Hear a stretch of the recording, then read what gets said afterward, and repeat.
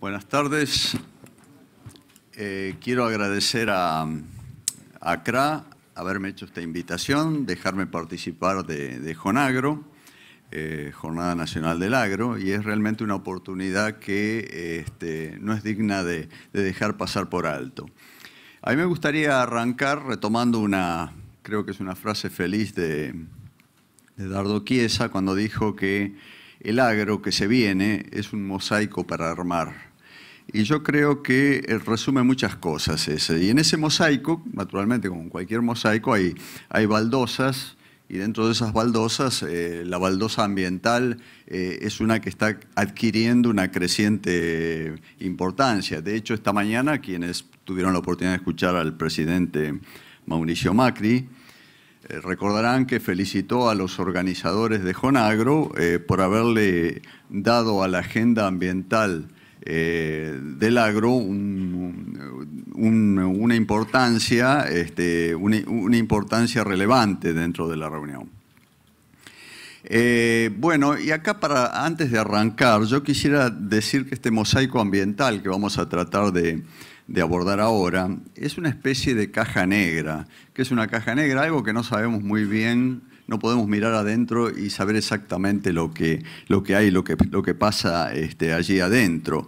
Y sobre esa caja negra hay mucha gente opinando, algunas con más o menos fundamentos científicos, pero lo cierto es que sabemos mucho menos sobre las cuestiones ambientales que sobre la economía, los mercados, los aspectos sociales y otros indicadores que son mucho más comunes en la sociedad. Esto tiene, digamos, lo que tiene de bueno saber menos sobre los indicadores ambientales es que por lo menos a Fodrindec, ¿verdad? Nadie pudo macanear nada con respecto a los aspectos ambientales. Pero realmente no sabemos demasiado sobre muchos aspectos que necesitamos esclarecer. Y a veces es necesario contextualizar el problema para llegar a entenderlo de una manera mejor.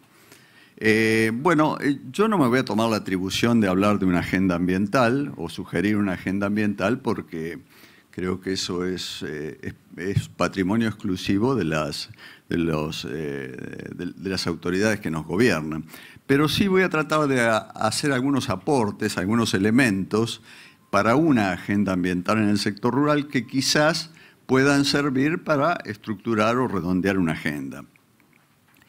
Yo arrancaré planteándome dónde estamos parados y cuáles son nuestros puntos fuertes en materia ambiental. Y en esto tenemos que recurrir a información internacional. Hay muchos trabajos globales que se están realizando en el mundo respecto a la posición que tienen distintos países respecto a una cantidad de indicadores ambientales. Y algunos de ellos, por ejemplo, es un indicador que nos muestra, ustedes ven ahí una escala que van del verde al rojo intenso, que nos muestra, por ejemplo, las tasas globales de erosión. El verde y los colores verdes indican que son regiones del mundo donde la erosión es menos importante y ese es un punto fuerte, o sea, todo el área, lo que llamaríamos el área agrícola argentina, está dentro de un área hoy calificada como de bajo riesgo de erosión y eso tiene mucho que ver sobre todo el tipo de labranza que se ha venido utilizando durante los últimos años, las labranzas conservacionistas, labranza mínima, la siembra directa, que es uno de los países del mundo que más ha incorporado la siembra directa. En consecuencia, todo lo que es el área verde, digamos lo que está en verde, el área agrícola argentina, nos muestra un riesgo reducido de erosión. No así en zonas semiáridas, y aunque parezca a veces áridas y semiáridas, aunque parezca a veces un poco raro, hoy tenemos más erosión en las áreas ganaderas que en las áreas agrícolas. Acá tenemos otro indicador que nos muestra el riesgo de contaminación por aplicación de fertilizantes nitrogenados, que este es un problema muy serio, sobre todo en países del hemisferio norte, por un exceso de aplicación de fertilizantes nitrogenados, y también, como ustedes pueden ver ahí, en la India, en la China y en lugares donde las tasas de aplicación de nitrógeno son muy altas, y eso todavía no ocurre en general en todo lo que es Sudamérica, y tampoco afecta gravemente el problema en la región pampeana argentina. Más bien lo que tenemos es un problema de déficit de nutrientes o de sobreextracción de nutrientes que de un exceso de nutrientes agregado al sistema, que son los que contaminan, ¿no? Acá vemos también respecto a la aplicación de fertilizantes fosfóricos. Nosotros estamos de lleno en una zona de bajo riesgo de contaminación por exceso de fósforo, y las zonas de alto riesgo están más o menos en los mismos lugares que las que tienen alto riesgo de nitrógeno, todas ubicadas, digamos, de la línea del Ecuador hacia el norte. Entonces, estos son puntos fuertes que creo que no es para que, digamos, nos desentendamos totalmente del problema, pero es un tema al cual le tenemos que prestar una menor atención relativa que a otros problemas que van a aparecer, ¿no? Acá lo que muestran estos mapas son claramente que no estamos en una situación de exceso de nitrógeno, sino que esas manchas azules y rojas tan densas quiere decir que estamos perdiendo nitrógeno y estamos perdiendo fósforo. Y con ellos otra cantidad de minerales que son esenciales en la agricultura. ¿Esto a qué nos...? Digamos, si yo tuviera que arriesgar una opinión, creo que no tenemos que preocuparnos por la contaminación, sino por agregar más nitrógeno, agregar más fósforo, tratar de aumentar la productividad y compensar los excesos de extracción que tenemos. Fíjense ustedes, este es un mapa que muestra las extracciones de fósforo en la Argentina, y vemos que buena parte de lo que es la pradera pampeana está con niveles de fósforo de menos de 15 partes por millón, lo cual es muy bajo, ¿no? Y los grandes stocks de fósforo están hacia el centro del país y hacia el noroeste del país, hacia el NOA, donde hay grandes reservas que las podemos utilizar todavía con una baja incorporación de fertilizantes. Hay un stock ahí que tenemos un margen importante para utilizar. Bueno, alguien puede decir, sí, hay algunos problemas puntuales de contaminación en el país. Bueno, uno de ellos se dan en las áreas que llamamos de ganadería intensiva, fundamentalmente en puntos muy específicos donde se localizan los feedlots y en puntos muy específicos donde se localizan inclusive los tambos más intensivos. Pero pongamos nuevamente el problema en contexto. ¿Cómo está la Argentina en materia de feedlots o de engorde a corral, que en realidad hay que llamarlo en el caso de la Argentina? Bueno, ahí mostramos 3 estados de Estados Unidos, Texas, Kansas y Nebraska, en los cuales se muestra que el porcentaje de bovinos que son engordados en feedlots oscilan entre un 26 y un 40%, 44%. O sea, es una cifra realmente alta. ¿Qué porcentaje engordamos en la Argentina? Y fíjense ustedes, estamos entre un 2 y un 5%. O sea que el problema tiene una envergadura, si lo miramos desde el punto de vista de la contaminación de los feedlots, tiene una envergadura mucho menor que la que puede tener en los Estados Unidos. Y cuando nosotros analizamos la cantidad de estiércol que se produce en una y otra región, ahí tienen una escala que va desde concentraciones muy bajas de estiércoles a muy altas estarían los rojos intensos y los marrones, vemos cómo incide eso en Estados Unidos, y si esos mismos colores los desparramamos en las 3 provincias argentinas que tienen feedlots y donde tienen los sistemas ganaderos más intensivos, Buenos Aires, Córdoba y Santa Fe, vemos que la densidad de esos colores es mucho más baja. O sea que la magnitud del problema existe, pero es mucho menos importante en Argentina que si nos comparamos con sistemas de mucha más envergadura que existen en el país del norte, ¿no? Esto significa que hay una relación de 7-1 en la cantidad de estiércol que podemos producir. O sea, en Estados Unidos se está produciendo 7 veces más que en la Argentina. Y el riesgo de contaminación, por lo tanto, es acorde a esa densidad, ¿no? Otro aspecto, un mapa que incorporé que me pareció interesante incorporar, porque tiene que ver con la posibilidad de hacer una política o estructurar una agenda ambiental racional. Tiene que ver con este mapa global que muestra el tamaño predominante de los predios en distintas regiones del planeta. Y vemos que tanto la Argentina como el centro-sur de Brasil están en un área del planeta donde predominan los predios grandes. Esto quiere decir que son predios que están mejor preparados para adoptar una tecnología moderna. En cambio, todo lo que está en rojo son áreas de muy pequeñas explotaciones de subsistencia donde la incorporación de tecnología es mucho más complicada. Y esto lo van a ver ustedes atados en temas que voy a ir introduciendo a partir de ahora. Bueno, también tenemos puntos débiles. O sea, cuando nosotros miramos la información internacional y nos preguntamos dónde estamos parados, hay algunos puntos débiles que nos son criticados y que probablemente en algunos aspectos esas críticas se agudicen. Una de ellas es algo que afecta a todas las regiones agrícolas del mundo, que es el riesgo de contaminación por uso de plaguicidas. Aquí la escala se invierte. Todo lo que es la región agrícola argentina aparece con un rojo intenso, que esto significa que es la región, son las regiones digamos en Sudamérica, en Estados Unidos, en parte de Europa, gran parte de China, significa que son regiones que están utilizando una cantidad alta de plaguicidas. Lo cual no necesariamente tiene una relación directa con el riesgo de contaminación del ambiente. Acá estos cálculos se hacen en función de la cantidad de plaguicidas brutos que se comercializan y se utilizan.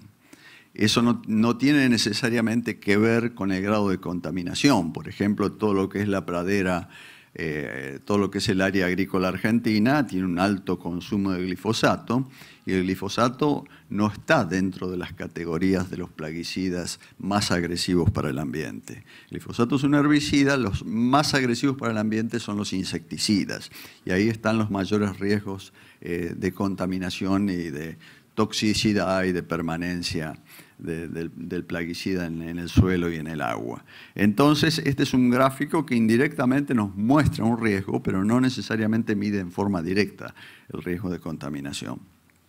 Este es un trabajo que hicimos hace unos años, donde se muestra cómo fue evolucionando el uso de plaguicidas entre los años 50 y 60, 86-90, 2001-2005, y por las características, si bien había mucha menos superficie cultivada en las décadas del 50 y del 60, por la característica que tenían los plaguicidas que usábamos en aquellos años, clorados, parte fosforados, el impacto toxicológico era mucho más alto. Cambian las familias de químicos, hubo una gran evolución en ese sentido, y en los años 80, 86, 90, teniendo ya mucha más agricultura que en los años 56, 60, vemos un riesgo de contaminación mucho más bajo, es el mapa del medio, ¿verdad? Y luego, bueno, cuando la agricultura se va intensificando o extensificando, se va expandiendo en el territorio, naturalmente se van utilizando cada vez más plaguicidas y eso de alguna manera está reflejando un aumento un aumento no demasiado exagerado en nuestra interpretación de los riesgos de contaminación. Por lo menos estamos con riesgos de contaminación mucho más bajos que los que había en las décadas del 60 y del 70, ¿no? Bueno, el otro tema que nos pueden criticar es el problema de los bosques. Argentina tiene una superficie forestal o boscosa pequeña en relación, comparen ustedes lo que es Paraguay, lo que es Brasil, lo que es Bolivia, Perú, o sea, tienen una superficie boscosa mucho más amplia. De cualquier manera, esa pequeña fracción que en el NOA Argentina está con bosques nativos es una de los puntos neurálgicos en los cuales estamos recibiendo mayormente críticas, porque en esa región es donde está ocurriendo un cambio en el uso de la tierra muy rápido. O sea, ha habido deforestaciones bastante importantes en 20 años y parte de esos campos que eran naturales y que se han convertido ahora en campos ganaderos o en campos agrícolas. Claro, cuando uno va haciendo desaparecer bosques, la crítica que va a aparecer inmediatamente es que estamos provocando varios problemas ambientales, entre ellos el más importante quizás en estos momentos es la emisión de gases de efecto invernadero, que estamos todo el mundo vigilándonos unos a otros, y también otros problemas como la desaparición de hábitats, de biodiversidad, etc., ¿no? Esto saltó muy rápido, no sé qué ha pasado.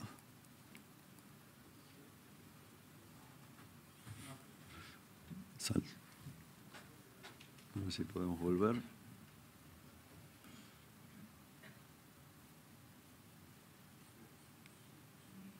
Bueno, lo manejo desde acá.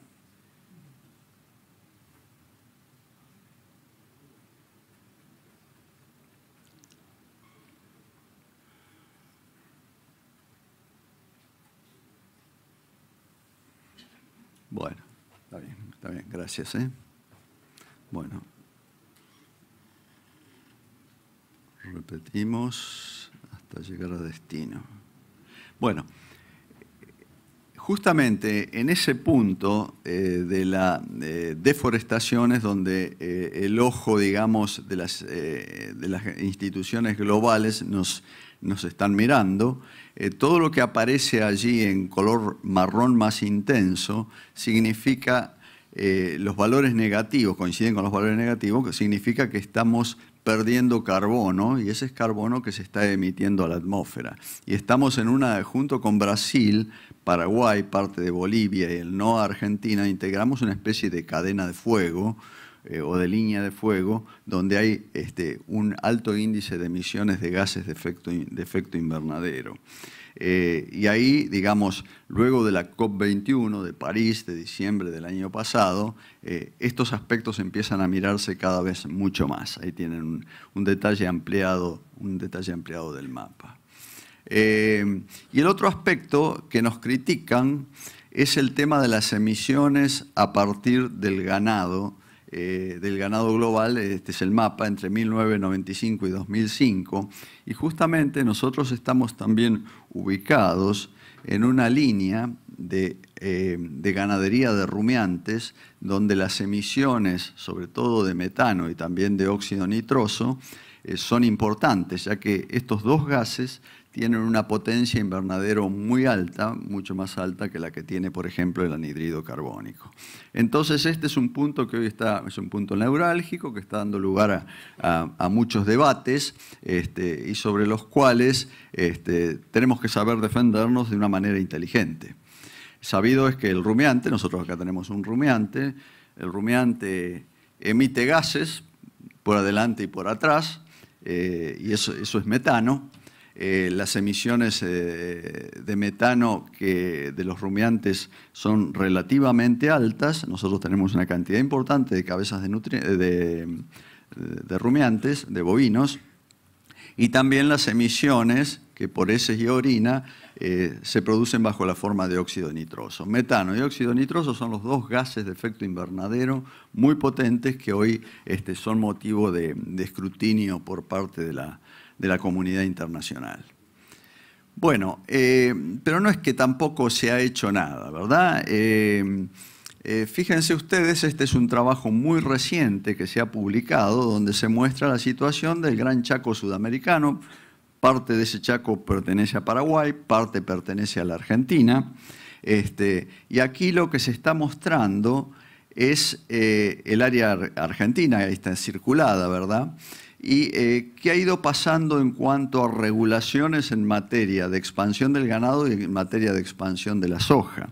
Si nosotros proyectamos esos círculos, vemos que cuanto más rojo se vuelven las provincias que estamos evaluando, tanto en el caso del ganado como en el caso de la soja, significa que han ido creciendo las regulaciones de tipo ambiental en la zona.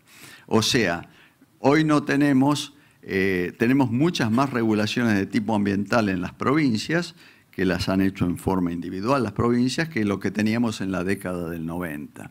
En consecuencia, este es un aspecto que juega a favor. No es que en la Argentina no se esté haciendo nada en materia ambiental, sino que realmente ha habido algunos progresos. Entonces, si yo tuviera que aproximar un diagnóstico y teniendo en cuenta que no necesariamente tenemos toda la información que necesitamos numérica o cuantitativa para hacer ese diagnóstico, podemos decir que hoy los problemas del agro argentino pueden resumirse de esta manera. Creo que los problemas más críticos que se nos están planteando desde una mirada global es el tema de la deforestación, el tema de las emisiones de gases de efecto invernadero asociadas a la deforestación y el uso de plaguicidas. Ahí los distintos colores lo que muestran es cuál es el grado de riesgo o de peligrosidad. Tenemos varios indicadores, por ejemplo, déficit de nitrógeno y de fósforo, eso no va a entrar por muchos años en el sector rojo, digamos, en un sector con riesgo de contaminación. Por eso, como ahí estamos deficitarios en fósforo y en nitrógeno, los riesgos de contaminación a escala nacional por fósforo y por nitrógeno son prácticamente inexistentes. Respecto al uso del agua no tenemos grandes problemas. Respecto al uso de la biodiversidad hay muchas opiniones distintas porque es muy difícil medir cambios en la biodiversidad, y respecto al uso de plaguicidas ya vimos que hay ahí algunos problemas. Sin embargo, este es digamos, el cuadro general, el cuadro nacional mirado desde un punto de vista muy grueso. Ahora, claro, el tema pasa que muchos me pueden decir, sí, ¿qué pasa en las regiones, en las distintas áreas, en las zonas? Ahí la cosa cambia. Digamos, ese pequeño diagrama que vemos ahí, si lo llevamos, por ejemplo, a lo zonal, tenemos, por ejemplo, en áreas de ganadería extensiva, los riesgos realmente ambientales son bajísimos. Existen muy pocos riesgos ambientales, pero no siempre pasa eso en otras formas de agricultura. En la agricultura pampeana, por ejemplo, muchos consideran que la agricultura es un sistema de alto impacto ambiental, y los indicadores muestran que no necesariamente ocurre eso, salvo en las regiones donde para hacer agricultura se deforesta y se quema y se emiten gases de efecto invernadero. Pero lo que es la agricultura pampeana en sí, el mayor riesgo que le podemos atribuir, digamos un área roja, está en el área de los plaguicidas. En la ganadería en el NOA ya la situación es un poco distinta porque ahí aparecen asociados esos dos factores, que es deforestación y emisiones, que nos pueden marcar un área roja un poco más intensa. En las áreas de ganadería intensiva, tipo feedlot o tambos muy intensivos, ahí ya la cosa es un poco distinta, ¿verdad? Ya tenemos, ahí sí tenemos riesgos de contaminación por nitrógeno y por fósforo, no tenemos riesgo de deforestación, tenemos una alta utilización del agua, no tenemos riesgo de plaguicida y tenemos un alto riesgo de emisiones de gases de efecto invernadero por la alta densidad que hay de rumiantes por hectárea. Esto siempre medido por hectárea, ¿no?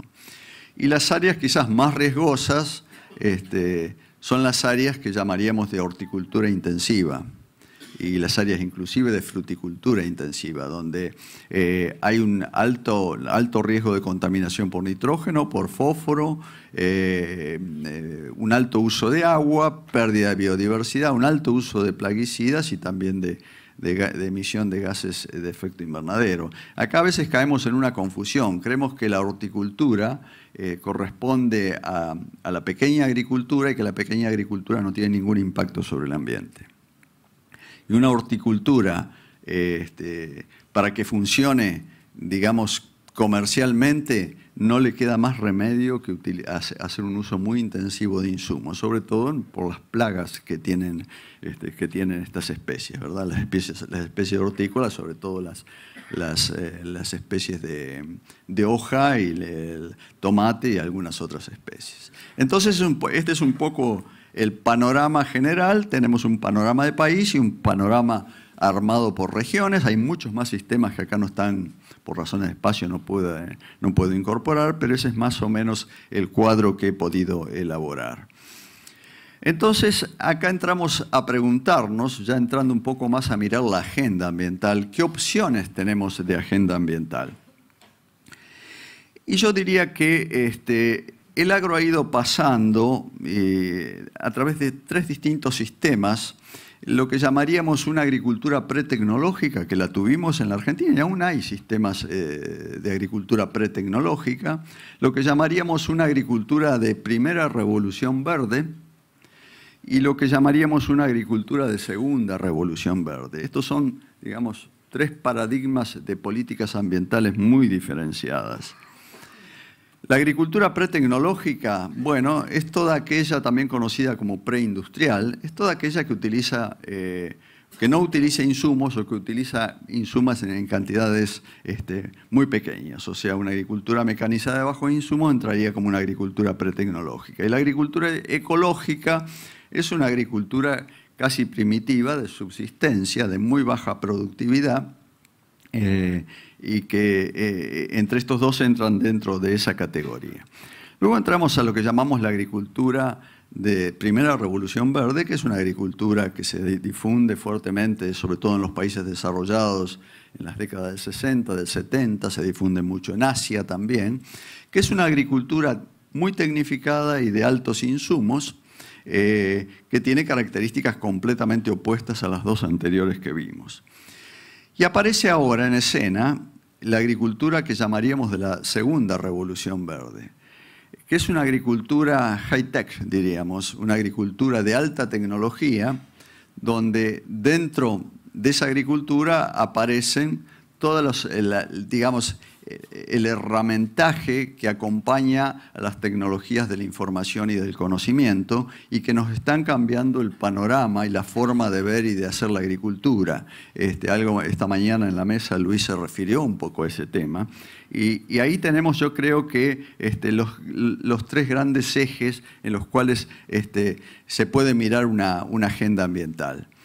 El modelo agroecológico, el clásico, digamos, replica el funcionamiento, intenta replicar el funcionamiento de los ecosistemas naturales, intenta reciclar nutrientes que se producen en el mismo campo, se incorporan enmiendas orgánicas, no se usan plaguicidas. Digamos, es una agricultura de baja productividad y de base orgánica. Y la agroecología en sí es una ciencia seria que se empieza a desarrollar en la década del 30, que fue progresando hasta que la capturan esa idea, la capturan los grupos ideológicamente más progresistas y le empiezan a incorporar elementos que poco tienen que ver con la agricultura, como por ejemplo los conceptos de soberanía alimentaria, los conceptos de lucha contra el capitalismo, contra las multinacionales, de lucha contra el neoliberalismo. Entonces ahí se arma toda una mezcolanza y hoy todo eso aparece mezclado en lo que llamamos agricultura agroecológica. Y hay algunos sistemas muy pequeños en el país y también en Brasil de pequeños productores que todavía practican este tipo de agricultura. Los principales insumos son la mano de obra, los abonos orgánicos, las variedades locales, la diversidad biológica. Esta es un poco la base del modelo agroecológico. Luego aparece el modelo que yo llamaría de intensificación extensiva, que es en el cual está hoy el país. Es una agricultura de altos insumos, cada vez se usan más insumos, que tiene alto impacto ambiental en algunas variables ambientales o en algunos indicadores ambientales y que tiene la característica que tiene una rápida expansión geográfica. Es lo que está pasando en países como Argentina, Brasil, Bolivia, Paraguay, etc. ¿no? Este es un tipo de agricultura que es una agricultura que llamaríamos de primera revolución verde, o sea, ese paradigma agrícola que se empezó a adoptar en el mundo, que fue muy exitosa para corregir los grandes problemas de hambrunas que había, se empezó a adoptar en la década del 60 y del 70. Son sistemas entonces que utilizan altos insumos y que son de mucha más alta productividad naturalmente que el sistema anterior. Y ahora estamos en, digamos, el tercer modelo que es posible seguirlo, es el modelo que llamaríamos de intensificación sustentable o high-tech. Alta eficiencia en el uso, pone mucho énfasis en la alta eficiencia en el uso de los insumos, con la idea de ir reduciendo la cantidad de insumos, pero manteniendo o aumentando la productividad de los sistemas de producción. Y la característica de este sistema de intensificación sustentable es que hay una contracción geográfica. Lo que se busca es liberar tierras, concentrar muy alta productividad en superficies relativamente pequeñas, explotarlas al máximo de acuerdo a su productividad potencial y liberar tierras para la conservación del ambiente. Esta es toda una doctrina que se va expandiendo rápidamente en el mundo, sobre todo en el mundo más desarrollado. Y aquí entran a jugar toda una cantidad de elementos nuevos de los cuales se habló esta mañana, la agricultura por ambiente, la agricultura sitio específico, donde se va mapeando el terreno de acuerdo a su productividad diferencial, y los insumos son agregados o dosificados en función de la productividad potencial o de los sitios de los potreros donde rinde más, ¿verdad? Y prácticamente quienes aplican esta forma de agricultura, cuando siembran, cuando cosechan o cuando aplican insumos, prácticamente es como si fueran corriendo sobre un mapa de rendimientos o un mapa de sitios, que ya no mirando el potrero, sino mirando el mapa y dosificando los insumos dentro de esas características. Este es un sistema, entonces, que manteniendo o aumentando la productividad de los sistemas de producción permiten reducir relativamente el uso de insumos. Entonces, hoy, ¿quiénes practican hoy el sistema agroecológico o el sistema ese pretecnológico?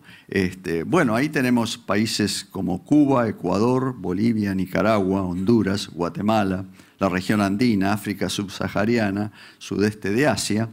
En realidad, Cuba practicaba otro sistema, un sistema mucho más intensivo, más parecido al de primera Revolución Verde, pero con la caída de la Unión Soviética en fines de la década del 80, tuvieron que recurrir a una agricultura de bajos insumos porque no tenía quien lo subsidiara, ¿verdad? Entonces, en varios países con menor capacidad para acceder a la tecnología de los insumos caen dentro de esta forma de agricultura. Y durante la década, digamos desde el 2008 en adelante, en Argentina se intentó tratar de promover este tipo de sistemas. En algunos, por ejemplo, en el INTA ya se crearon programas específicamente dirigidos a promover la agroecología como un sistema de producción, ¿verdad? Estos otros sistemas de intensificación extensiva se aplican en países como Argentina, Brasil, Paraguay, Uruguay, Bolivia, Colombia, China, India, Indonesia, Pakistán.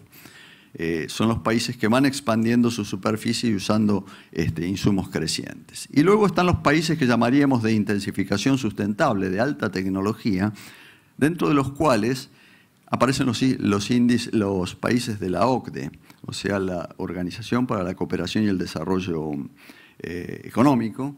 Dentro de esos países están la mayoría de los países desarrollados, y están ahí Australia, Alemania, Reino Unido, Francia, Bélgica, Dinamarca, Holanda, Estados Unidos, Canadá, Chile, México, Japón, Israel, etcétera, ¿no?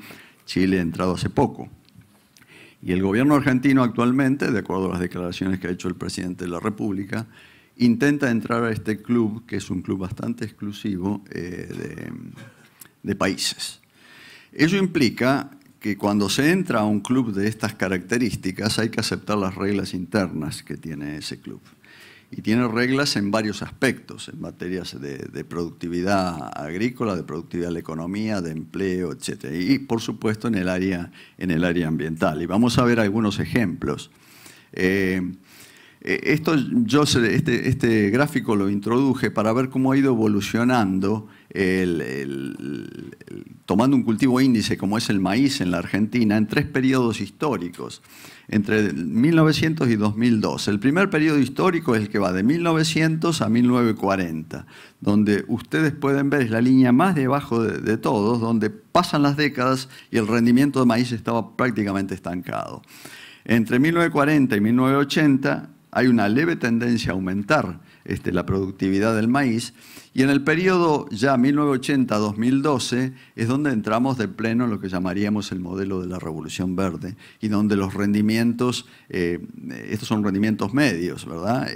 Se duplican. Hoy estamos hablando de rendimientos de maíces en determinadas zonas, en determinados campos que están muy por encima de estos valores. Este es un ejemplo de los países de la OCDE y los países europeos no OCDE, y en una cantidad de indicadores que no vamos a ver en detalles. Los países que están dentro de la OCDE tienen indicadores ambientales que superan a esos países europeos que no pertenecen a la OCDE. No voy a entrar en detalle porque sería confundirlos o llenarlos demasiado de datos. Pero si nosotros comparáramos algunos indicadores de la Argentina con respecto a 3 países de la OCDE, yo tomé de 3 continentes distintos: Australia, Alemania y Estados Unidos, un país de Oceanía, uno de Europa y Estados Unidos en América del Norte, y comparamos la evolución de la superficie total destinada a cultivos anuales. Bueno, la Argentina, en el periodo que estamos analizando ahí en ese gráfico, tiende claramente a aumentar su superficie agrícola. Y fíjense ustedes lo llamativo, que países como Australia, Alemania y Estados Unidos tienden a bajar su superficie agrícola. O sea que es parte de una concepción que llamaríamos de intensificación sustentable. Tratar de producir más en superficies más chicas y liberar superficies para la conservación de los recursos naturales y la ecología en sí, digamos. Este es un indicador. Si tomamos otro indicador, por ejemplo, el consumo total de plaguicidas, vemos que en la Argentina las estadísticas muestran que el consumo de plaguicidas desde la década del 90 al 2015 ha tenido un crecimiento de tipo lineal. En Australia aumentó aproximadamente hasta el año 2000 y después tiende a estabilizarse.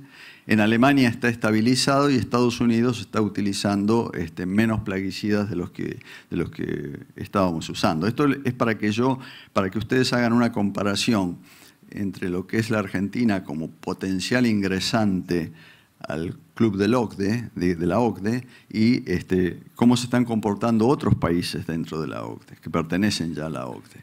Esto es en las emisiones agrícolas.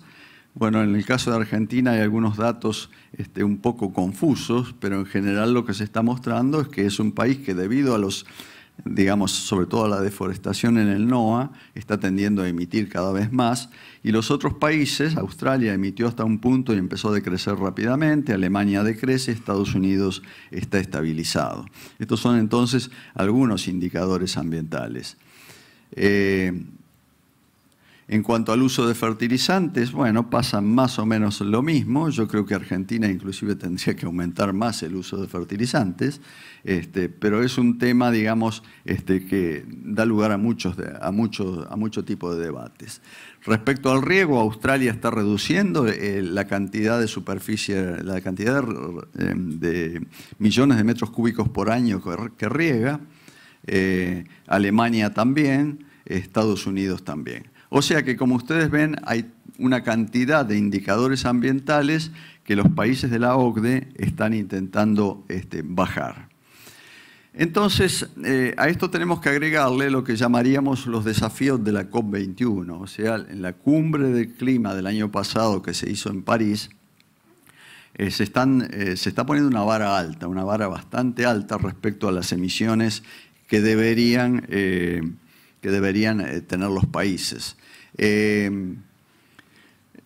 Como dijimos hoy, nosotros tenemos un problema por dos lados. Por un lado, respecto a los índices de deforestación y por otro lado, las emisiones de anhídrido carbónico, de gases de efecto invernadero de los rumiantes.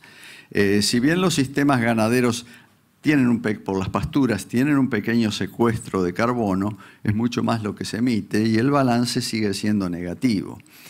Acá tenemos, por ejemplo, un campo de soja, lo que emite también pierde carbono, en nuestros cálculos una hectárea de soja. Y el maíz tiene una situación inversa. El maíz es un cultivo, pero estamos hablando de maíces de muy alto rendimiento, con una gran producción de grano y una gran producción de biomasa, que tienen la particularidad del maíz de emitir menos de lo que incorpora. O sea, que la gran biomasa que deja sobre la superficie como rastrojo es una fuente de materia orgánica muy importante y una fuente de secuestro de carbono importante. Y ustedes fíjense, si miran los números de soja y maíz, si nosotros lográramos equilibrar la rotación maíz-soja, estaríamos prácticamente neutralizando las emisiones de la soja con el secuestro que hace el maíz. Y por el lado de los rumiantes, ahí ya la estrategia tiene que ser distinta. Y ahí me atrevo a sugerir y a mirar a los bosques, a las forestaciones. La forestación es la única actividad rural que realmente pueden compensar las pérdidas, o las emisiones de la ganadería. Tenemos bosques en distintas etapas de crecimiento, con distintas opciones, son valores medios, por supuesto, con distintas capacidades para secuestrar carbono, y ahí lo que se muestra es que los bosques están moviendo carbono hacia lo que llamaríamos los hilos de carbono que hay en el suelo y en la biomasa, ¿verdad? Entonces el bosque es un elemento con gran capacidad de secuestro de carbono. Y prácticamente una hectárea de bosque aproximadamente podría llegar a compensar las emisiones de 7 vacunos, o de 7 novillos, diríamos. Entonces es un factor importante a tener en cuenta, y ahí el litoral argentino tiene un valor estratégico enorme para incrementar la superficie boscosa del país. Entonces, el sector rural, a diferencia de otros sectores de la economía, tiene una doble propiedad. Puede actuar como una válvula que emite gases de invernadero hacia arriba, pero también, si cerramos la válvula, podemos aumentar la incorporación de carbono al suelo y a la biomasa. Y esa es una capacidad que no tienen los otros sectores de la economía, que son eminentemente emisores, como la industria, los vehículos, la energía, los sistemas residenciales, etc.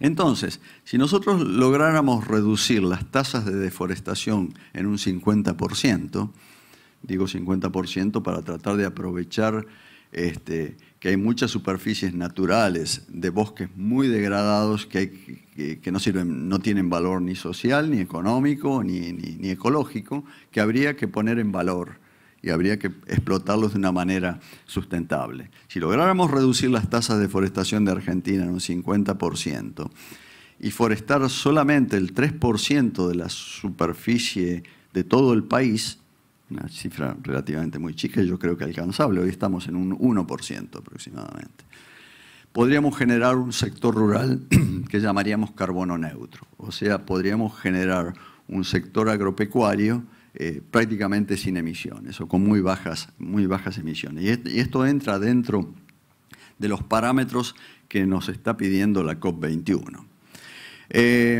Entonces, si nosotros pasáramos hoy, empezáramos a imaginar pasar de esta agricultura de altos insumos en los cuales nos estamos desarrollando a una agricultura como la que están aplicando Estados Unidos y otros países integrados a la OCDE, quizás podamos convertir el gráfico de la izquierda en el gráfico de la derecha. Tenemos que pasar de un sistema de altos insumos, o tendremos que pasar de altos insumos a alta tecnología. Y eso es lo que significaría un cambio en la estrategia, un cambio en la visión para una agenda ambiental. Ya para concluir, y no aburrirlos, yo creo que estas son conclusiones puramente personales, que con una agenda ambiental inteligente, podemos escapar a la tiranía de la suma cero y generar una ecuación de suma positiva. ¿Por qué digo esto? Porque generalmente, ¿qué se ve? Se ve el juego entre ambiente y producción como un juego de suma cero. Lo que gana la producción lo pierde el ambiente, y si lo gana el ambiente lo pierde la producción.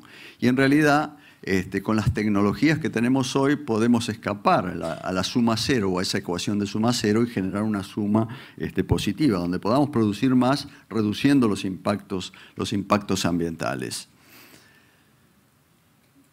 Esto implicaría pasar de un modelo de altos insumos y alto impacto a otro modelo de alta tecnología y menor impacto ambiental. Yo creo que el cambio estaría muy favorecido en el caso del sector agropecuario argentino por la enorme capacidad, yo diría, del productor rural argentino para incorporar tecnologías de punta. Y esto lo ha demostrado durante los últimos 20 años, que va permanentemente en la cresta de la ola en materia de incorporación de tecnología. Inclusive un porcentaje de los productores, no un porcentaje mayoritario, pero un porcentaje de los productores argentinos ya está incorporado a lo que llamaríamos las tecnologías de la segunda revolución verde. Y juega a favor nuestro, que el agropecuario es un sector capitalizado, de respuesta rápida, que maneja economías de escala. Por eso les mostré hoy el mapa que mostraba el predominio de predios grandes en esta región del mundo, y bien preparado para competir en los mercados internacionales. A veces hace falta nada más que le abran la puerta o la tranquera para salir a competir exitosamente. Gracias.